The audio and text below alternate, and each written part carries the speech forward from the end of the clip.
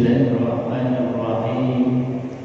Assalamualaikum warahmatullahi wabarakatuh.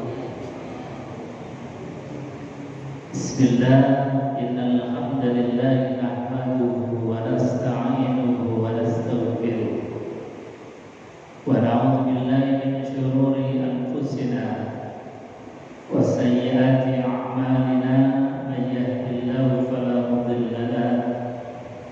ومن يضلل فلا هادي له أشهد أن لا إله إلا الله وأشهد أن محمدا عبده ورسوله اللهم صل وسلم على سيدنا محمد وعلى آله وصحبه أجمعين رب اشرح لي صدري ويسر لي أمري واحلل عقدة من لساني يفقهوا قولي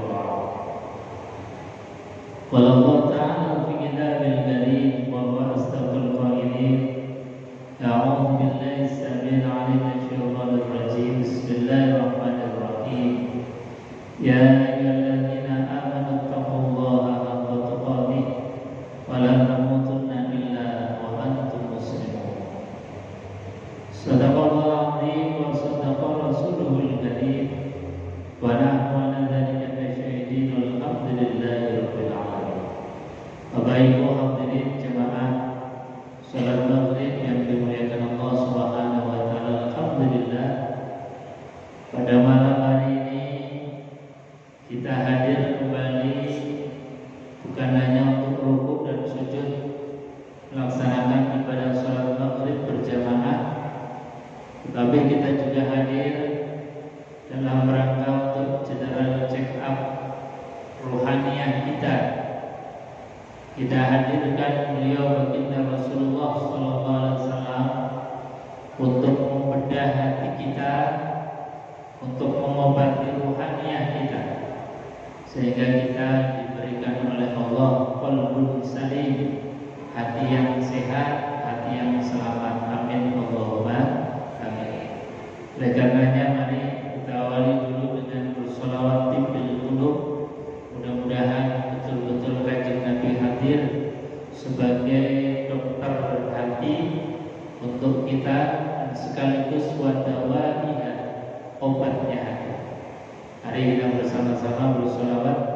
Allahumma sholli ala sayyidina Muhammadin bil qulub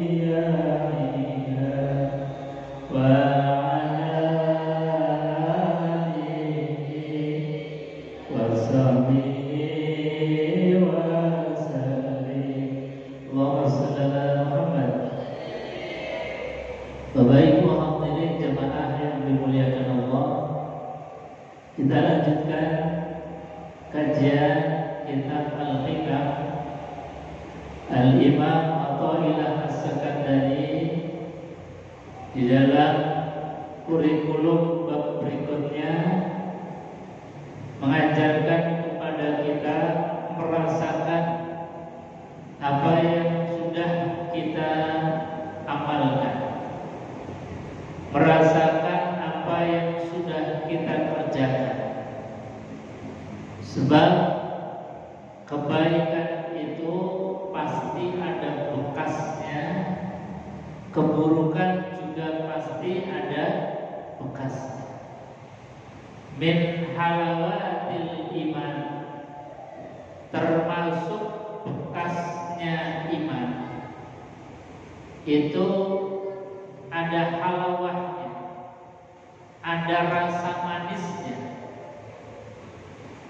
Manisnya iman adalah menenteramkan hati. Manisnya iman kita punya harapan. Manisnya iman hidup menjadi terarah. Ini namanya min halawatil iman, termasuk orang yang sampun saged nyecep manisnya iman, hati kita rasanya nyaman, gak terus kemudian dikejar-kejar dengan dunia, karena memang dunia kalau dikejar gak akan ada habis-habisnya. Dikasih gunung emas satu masih pengennya dua, dikasih mobil mewah satu masih pengen nambah lagi. Itulah dunia. Maka ketika kita diberikan oleh Allah halawatul iman, manisnya iman dengan dalam hati Allah tanamkan sifat qanaah, rasa cukup terhadap apapun yang Allah berikan kepada kita, sehingga kita mudah untuk mengucapkan alhamdulillah. Itu sudah ciri dari kita sudah bisa menikmati iman.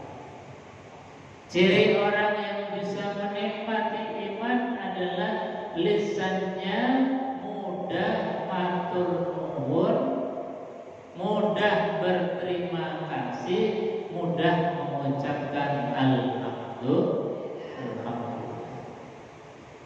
Halawatul iman yang lain adalah kita punya harapan besar. Ya Allah, memang di dunia ini kalau diukur dari materi kadang-kadang ada, kadang-kadang tidak ada. Itu sudah lumrah. Ya Allah, kadang-kadang senang, kadang-kadang juga nelongso, kadang-kadang bahagia, kadang-kadang berduka. Itu memang sudah kembang-kembangnya orang hidup begitu. Tetapi ketika kita punya harapan besar, ya Allah, kalau sekarang kami begini, tapi kami ini punya iman, ya Allah, maka pasti kita punya harapan kebahagiaan langgeng yang abadan, yang khalidina fiha, kekal di dalamnya, itu akan kita raih, yaitu kebahagiaan surganya Allah Subhanahu wa ta'ala. Ini namanya halawatul iman, bekasnya iman.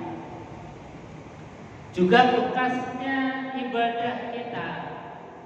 Tiap hari kita sholat, yang sholat itu diantara fungsi dan tujuannya satu, silaturahim dengan Allah. Makanya disebut sholat. Sholat itu asal kata dari silatun, sholawatun, sholatun. Kalau silatun itu seringkali kita diistilahkan dengan silaturahim, menyambung hubungan dengan sesama makhluk antar manusia. Kita sambung sholawatun, membaca sholawat itu menyambung silaturahim, hubungan dengan kanjeng Nabi Muhammad Sallallahu Alaihi Wasallam. Seperti tadi kita membaca sholawat tibil qulub, nyambungnya hati kita dengan kanjeng Nabi agar tidak terputus, maka kita sambungkan dengan sholawat. Nyambung dengan Allah dengan cara apa? Sholat, dengan sholat.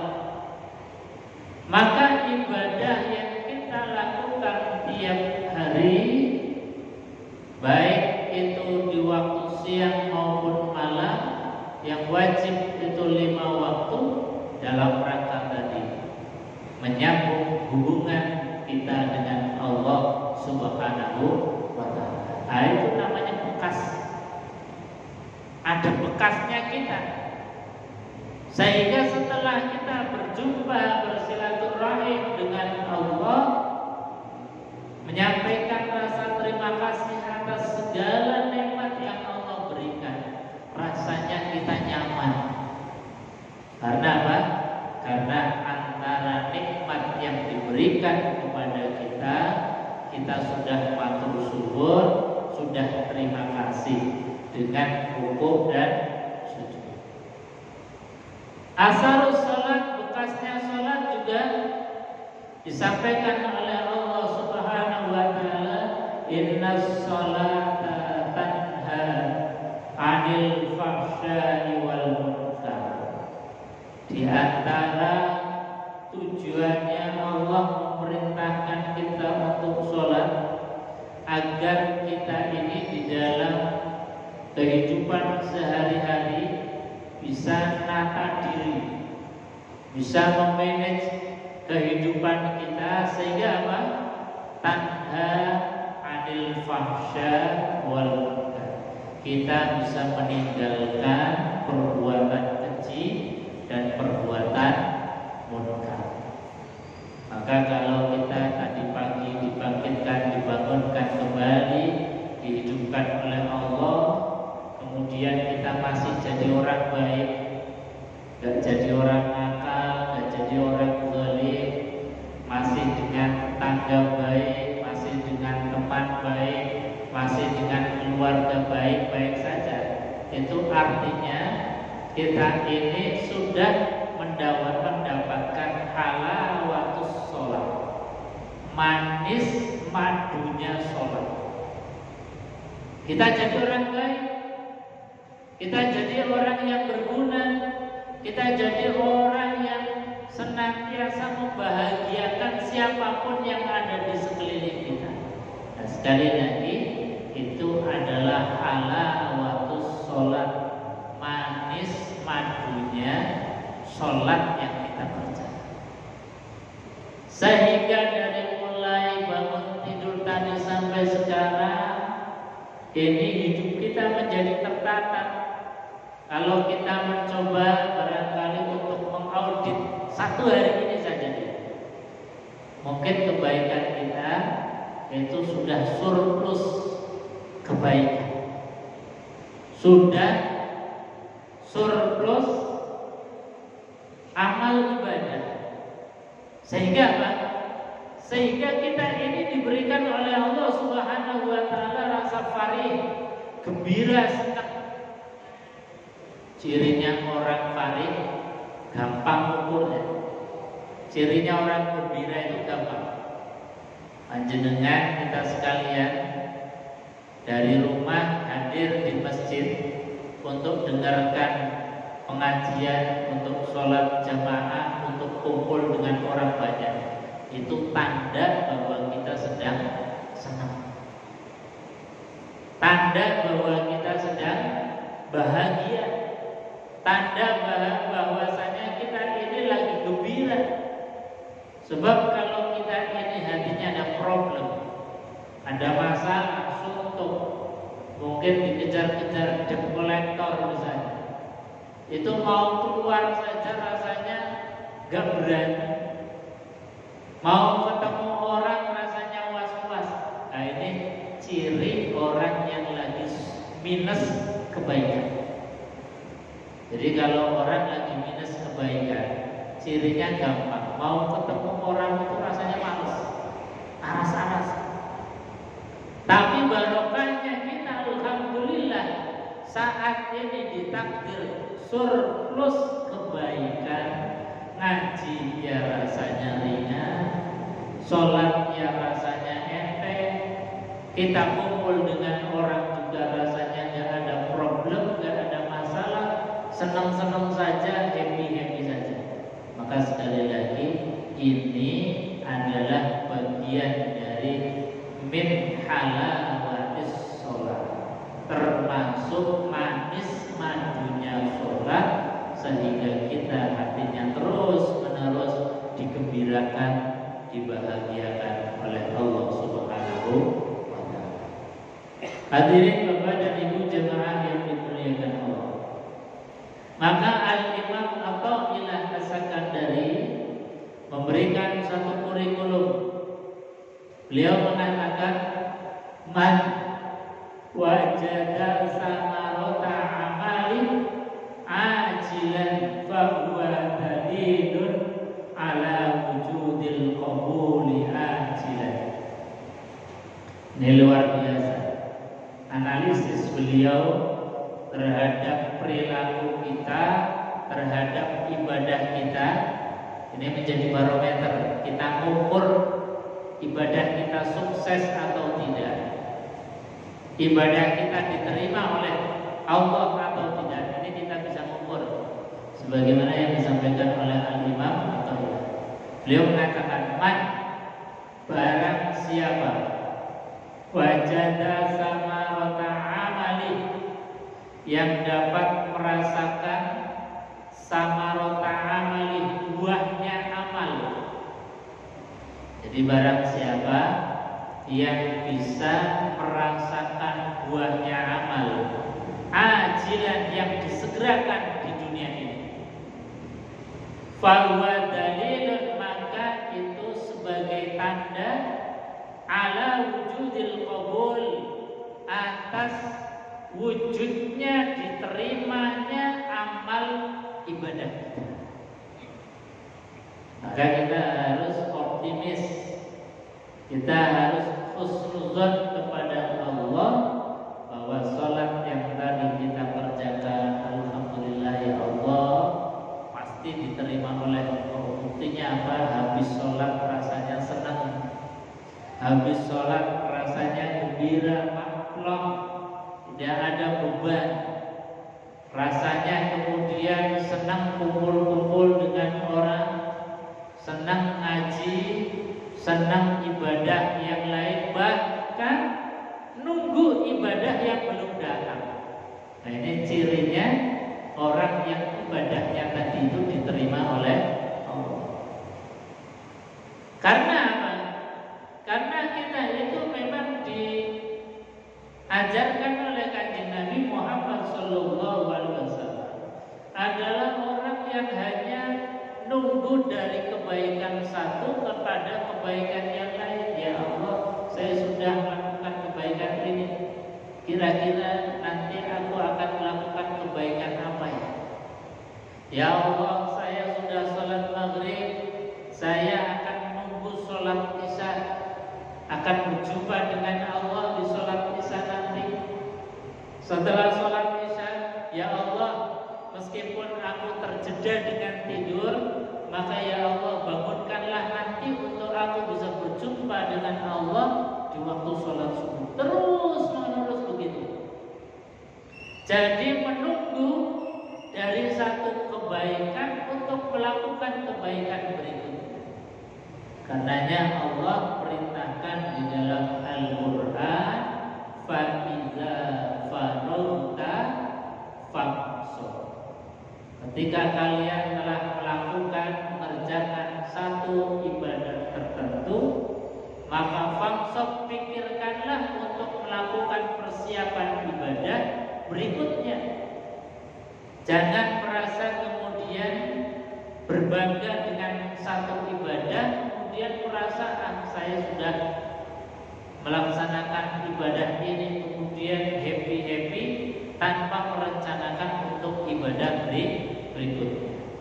Nah, makanya perintahnya Allah adalah terus menerus jadilah orang yang dinamis. Kalau sudah mengerjakan satu pekerjaan, kemudian mikir untuk pekerjaan yang berikutnya agar lebih tambah baik lagi, untuk tambah sempurna lagi, untuk tambah khusyuk lagi. Nah, ini perintahnya Allah. Fa'idza farauta fansab. Makanya para ulama di dalam mengamalkan, misalnya ketika kita ini baca Quran, setelah selesai khatam, itu diantara yang diajarkan oleh para ulama, setelah baca dari Fatihah, Al-Baqarah sampai dengan surat An-Nas, maka langsung dilanjutkan lagi membaca surat Al-Fatihah minimal sampai dengan awal surat Al-Baqarah, sampai dengan ayat kursi, Allahu la ilaha illa huwal hayyul qayyum, dan ditutup dengan akhir surat Al-Baqarah. Nah, ini diantara etika ketika kita ini khatmil Quran. Karena apa? Karena tadi ada perintahnya Allah, fa'idza faragta fansab. Ketika kalian telah selesai, maka kemudian lanjutkan dengan amalan perbuatan ibadah berikutnya. Sama dengan kita habis sholat maghrib sambil nunggu kita taklim untuk menunggu menjemput panggilan undangan Allah berikutnya, yaitu melaksanakan sholat isya berjamaah. Bapak Ibu hadirin jamaah yang dimuliakan Allah. Jadi kata Al-Imam Athaillah, man wajada samarati amali ajilan, barang siapa yang sudah menemukan, mendapatkan buahnya amal yang disegerakan di dunia. Seperti tadi, buahnya ngaji, kita jadi tercerahkan, itu sebagai samarati amali ajilan, buahnya amal yang disegerakan oleh Allah. Dengan kita tahu tambah paham, dengan kita tahu hati tambah kemudian nyaman. Karena apa? Karena tambahnya ilmu itu berarti tambahnya cahaya di dalam hati. Miskinnya ilmu maka menambah gelapnya hati. Karena al-ilmu nurun, ilmu itu adalah cahaya, ilmu itu adalah penerang. Hati yang banyak cahayanya, banyak penerangnya, maka hati ini akan selalu diterangi oleh pancaran cahaya dari Allah Subhanahu wa ta'ala. Cirinya orang yang hatinya padam, hatinya terang, itu enggak suntukan, enggak mudah untuk kemudian putus asa, enggak mudah untuk menyalahkan orang lain. Karena apa? Hatinya terang. Oh, dia melakukan ibadah yang mungkin enggak sama dengan kita. Kita ada dalilnya, tapi mereka barangkali menemukan satu dalil yang lain yang berbeda dengan kita. Sehingga apa? Yang muncul tidak mudah untuk menyalahkan.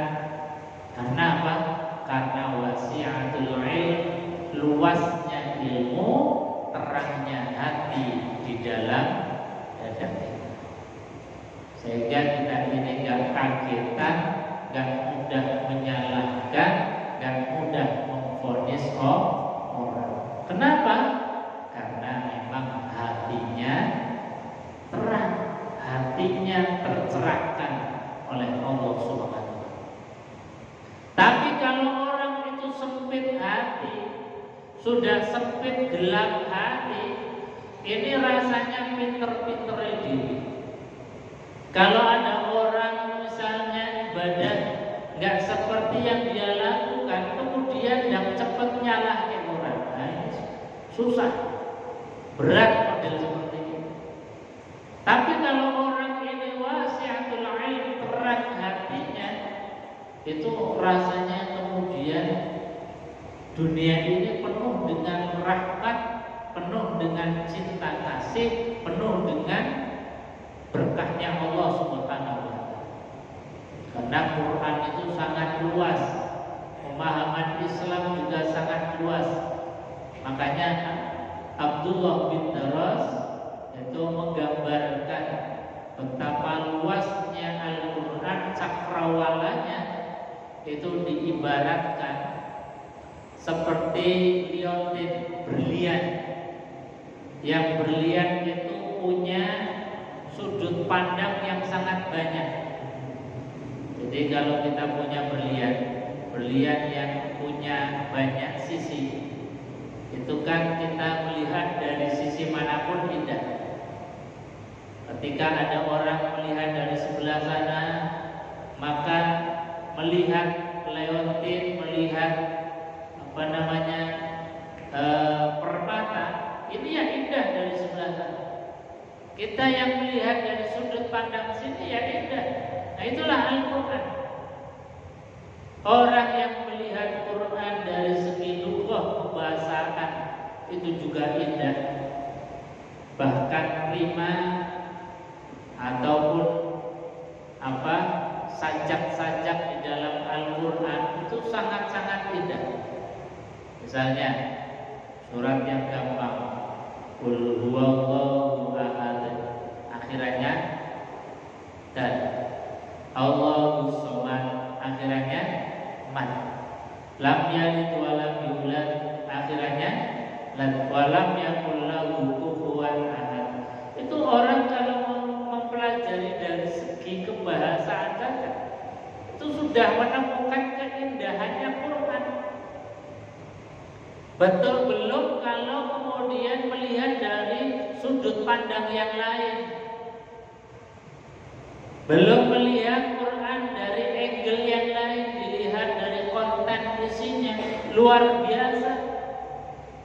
Bahkan luar biasanya Quran, gak ada yang bisa menandingi, membuat yang semisal dengan Al-Quran.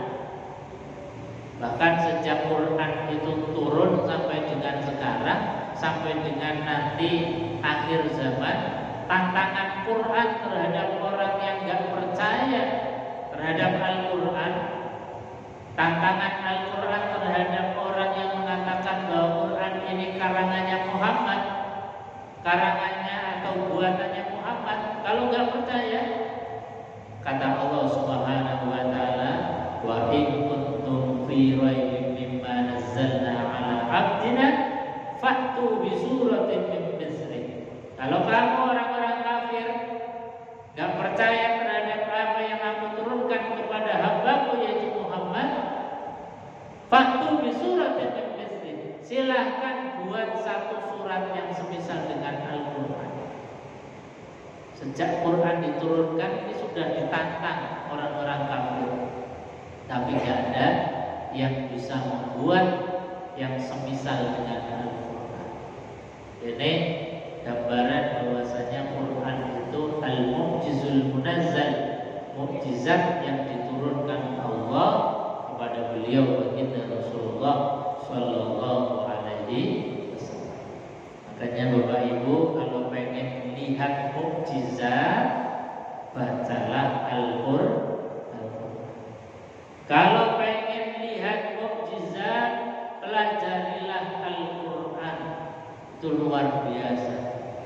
Kalau kita dekat dengan Al-Quran, lisan kita nggak pernah kering dari Al-Quran, insya Allah kita ini akan dituntun oleh Allah, dibimbing oleh Allah dengan Al-Quran, selamat dunia, selamat akhirat. Amin Allahumma amin.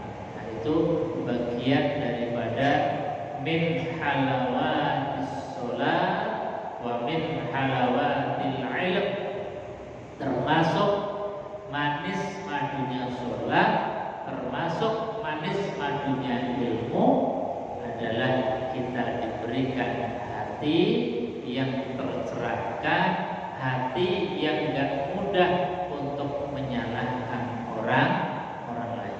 Karena apa?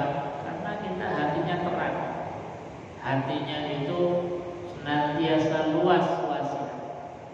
Makanya kita jangan biarkan hati ini gelap tanpa ilmu, jangan biarkan hati ini sempit karena miskin ilmu.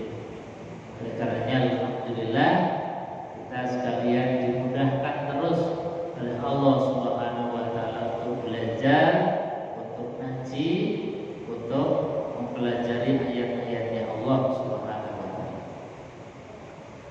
Maka rasanya kemudian kita harus optimis berbangga. Kita menemukan wajada samarata amali ajil, menemukan sudah bisa merasakan buahnya amal. Kalau kita bisa merasakan buahnya amal, fa huwa dalilun ala wujudil qabul, maka itu menjadi dasar, itu menjadi dalil bahwasanya amal kita ya sudah diterima Gusti Allah. Salat kita yakin meskipun mungkin banyak kurangnya, tapi Gusti Allah itu banyak maafnya.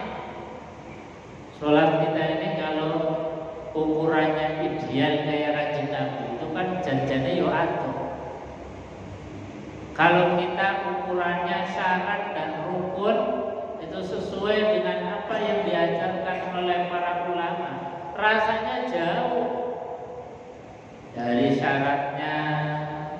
Kita senantiasa harus bersih badan, bersih pakaian, bersih tempatnya dari najis. Kita kadang-kadang pakaiannya masih sembarang.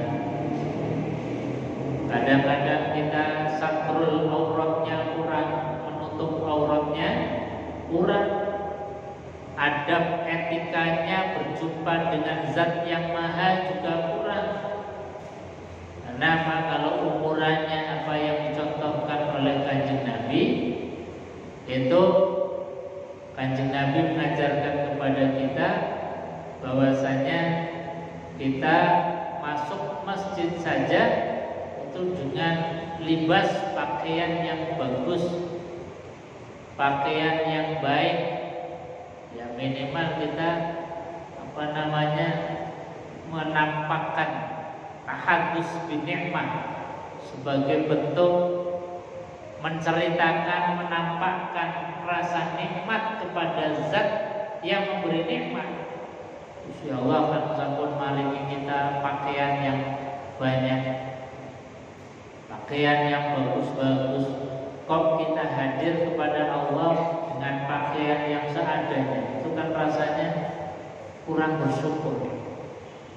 Seperti kita misalnya ngasih pakaian orang, tapi setelah dikasih nggak pernah dipakai, itu kan kayaknya ini kok orang tak kasih baju, tak kasih sarung kok nggak pernah dipakai. Tapi coba kalau kita ngasih orang, kemudian habis dikasih langsung dipakai, ditampakkan, merasa bahwa apa yang diberikan oleh orang itu kemudian senang, farih, gembira, tahadus binikmat, bahkan ditampakkan nikmat, kita kan senang yang ngasih. Ya begitulah Allah Subhanahu wa taala. Kalau kita ini diberikan oleh Allah apapun bentuknya, kemudian dijadikan sebagai sarana untuk ibadah, maka pasti Gusti Allah akan nambahnya nikmat kepada kita, nambah barokahnya, nambah senangnya, dan pasti Allah akan menambahkan terus nikmatnya kepada kita. Amin Allahumma amin. Itu fahuwa dalilun ala wujudil qabul, menandakan bahwa setiap apapun yang kita kerjakan itu diterima oleh Allah. Tapi sholat rasanya tambah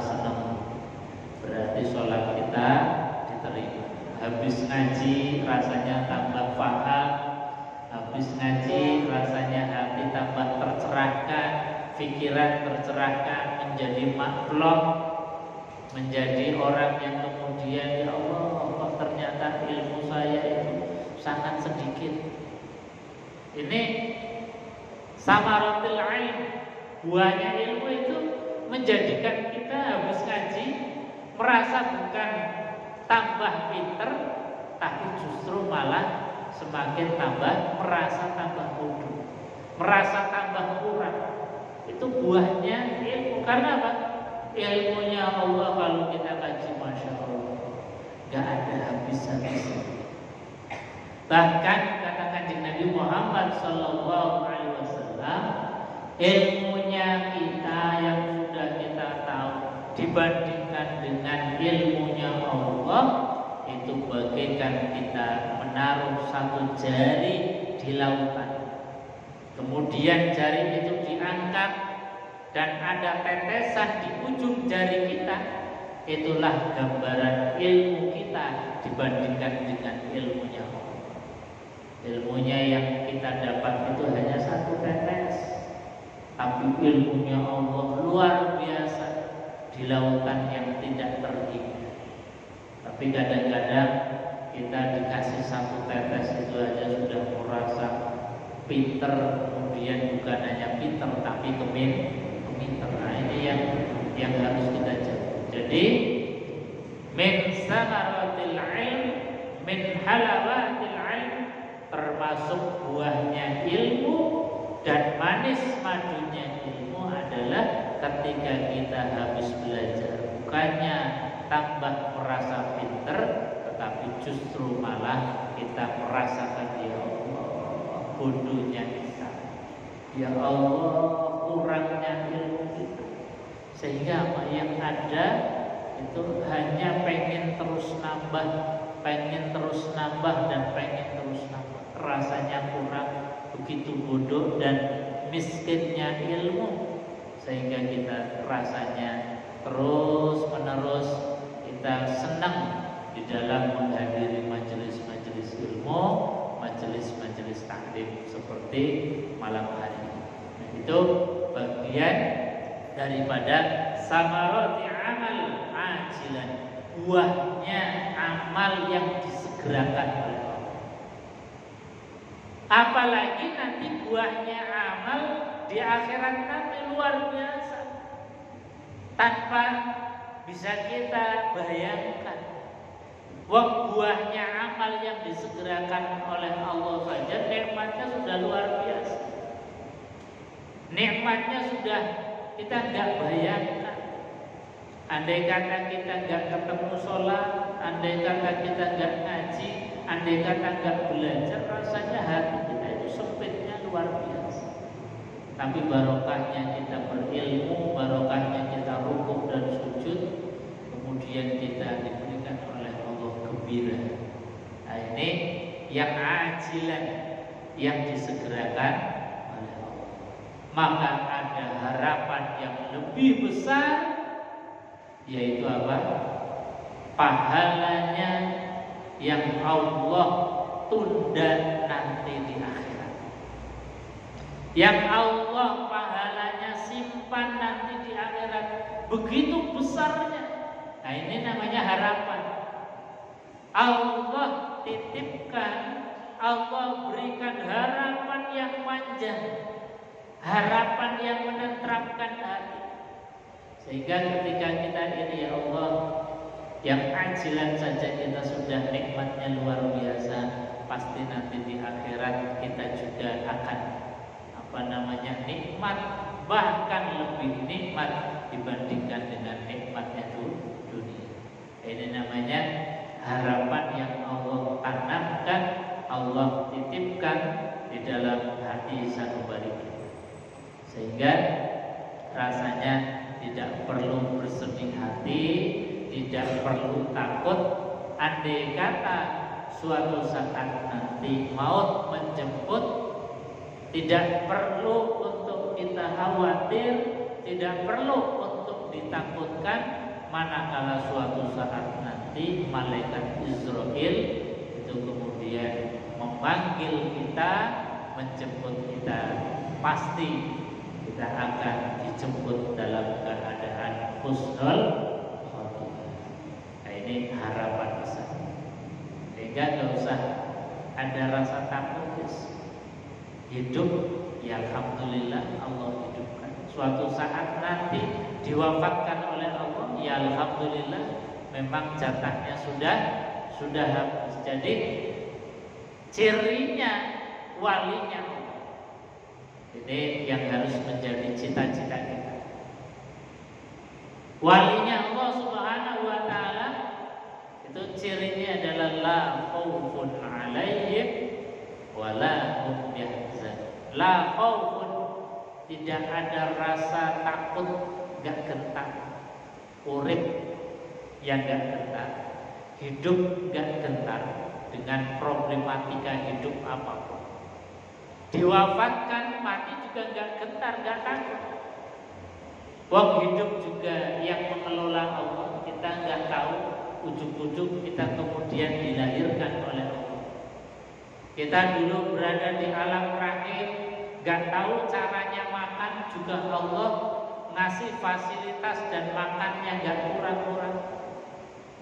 Kita dulu dilahirkan oleh Allah juga dalam keadaan enggak bawa uang sepeser pun, enggak bawa uang serupiah pun, bahkan di dalam tubuh kita enggak ada pakaian sehelai benang pun enggak ada. Tapi kita sekarang bisa berpakaian dengan rapi, makan enggak kurang-kurang. Itu artinya apa? Hubungan kita dengan Allah baik-baik saja. Pun begitu nanti di akhirat, di alam barzakh, kita yakin bahwa hubungan kita dengan Allah masih baik-baik saja. Jadi jadikanlah hati kita menjadi hati seperti wali-walinya Allah. Walinya Allah gimana? La khaufun. Dalam hati kita tanamkan, jangan ada rasa gentar, jangan ada rasa takut. Wala hum yahzanun, dan tidak ada rasa sedih. Ya sedih dikit-dikit ya lumrah, tapi harus kita lawan. Karena janjinya nggak ada yang perlu disedihkan. Apa sih sedih? Gak punya uang, ya kata rencane. Akeh bulune sing ora duwe. Jadi nggak usah sedih-sedih banget. Sakit, ya banyak orang yang ditakdir sama sakit. Ketika diberikan oleh Allah nikmat sehat, nikmat harta banyak, juga jangan terlalu bergembira yang berlebihan sampai kepada nutupnya rahmat Allah Subhanahu wa taala. Ini juga mengelola hati dalam keadaan diberikan oleh Allah nikmat yang berlebih, juga tidak sampai kepada berlebihan. Ketika ditakdir dalam keadaan sempit, dalam keadaan sakit, juga tidak suudzon kepada Allah. Nah, itulah cirinya walinya. Jadi la khaufun 'alaihim wa la hum yahzanun. Dalam hatinya seorang walinya Allah, kekasihnya Allah, juga ada rasa takut menghadapi dunia, dan juga tidak ada rasa sedih, biasa-biasa saja. Karena apa? Kalau masalah rezeki itu sudah jaminan Allah. Kalau masalah rezeki, makan minum itu sudah jaminan Allah. Makanya di dalam pelajaran yang kemarin dulu, Al-Imam Athaillah As-Sakandari itu mengajarkan kepada kita enggak usah terlalu sedih sesuatu yang sudah dijamin oleh Allah. Kalau sudah dijamin oleh Allah, enggak usah terlalu disedihkan, Pak. Ikhtiar itu wajib, tetapi enggak usah terlalu bersedih hati. Contoh misalnya Ibunda Hajar, istri Nabiullah Ibrahim, dibawa dari Palestina ke Mekah untuk mencari kiblat Ka'bah yang sudah lama dan dikenal oleh orang. Maka ditinggallah ibunda Hajar sama putranya yaitu Ismail. Kemudian beliau Nabiullah Ibrahim balik lagi. Ketika mau balik lagi, saking gak teganya, gak bertolosan, sampai gak berani melihat ke belakang. Ibunda Hajar mengatakan, "Ya Khalilullah, apakah ini perintahnya Allah?" Ditanya sampai 3 kali, baru Nabiullah Ibrahim itu menjawab, "Iya, ini adalah perintahnya Allah." Apa yang dilakukan oleh Ibunda Hajar? Beliau kemudian tenang. Kalau Allah yang sudah memerintahkan, pasti Allah akan menjamin. Gak mungkin Allah akan lepas. Ini namanya iman, keyakinan dalam hati. Tetapi Ibunda Hajar meskipun yakin Gusti Allah yang menjamin, beliau tetap ikhtiar. Ketika air minum itu sudah mulai menipis, sudah mulai habis, beliau ikhtiar dari mulai Bukit Sofa Marwah balik sampai 7 kali. Ini bentuk daripada ikhtiarnya beliau sampai kemudian dikenang dengan ibadah yang namanya sa'i. Jadi sekali lagi kita harus yakin kalau Allah itu sudah menjamin, tetapi kita punya kewajiban untuk ikhtiar. Mudah-mudahan kita termasuk orang-orang yang selalu ditambah terus nikmatnya oleh Allah. Amin. Allahumma amin. Kita tutup majelis ini dengan doa kafaratul majelis bersama. Bismillahirrahmanirrahim. Subhanakallahumma wa bihamdika asyhadu an la ilaha illa anta astaghfiruka wa atubu ilaik. Assalamualaikum.